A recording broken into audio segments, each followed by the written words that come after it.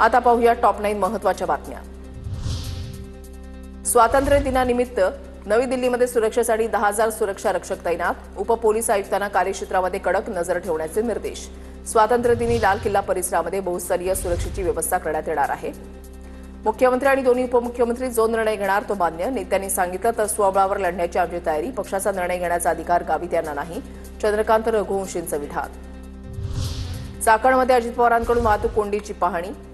पुणे नाशिक महामार्गात चाकण तळेगाव चाकण शिक्रापूर महामार्गावर तसंच औद्योगिक वसाहतीमधील वाहतूक कोंडीची समस्या।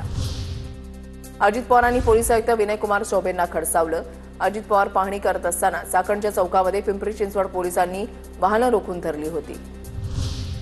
मुंबई विद्यापीठानं आजच्या परीक्षा पुढे ढकलल्या। विद्यापीठाशी संलग्नित सर्व महाविद्यालय, शैक्षणिक संस्था आणि ऑनलाईन शिक्षण केंद्राच्या परीक्षा पुढे ढकलल्या। सार्वजनिक सुट्टीमुळे निर्णय।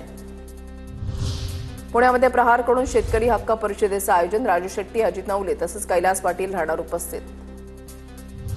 जवळपास 3.5 लाख शिधापत्रिकांवरील धान्य बंद। धान्य न उचलणाऱ्यांचा धान्य बंद करण्याचा राज्य शासनाचा निर्णय।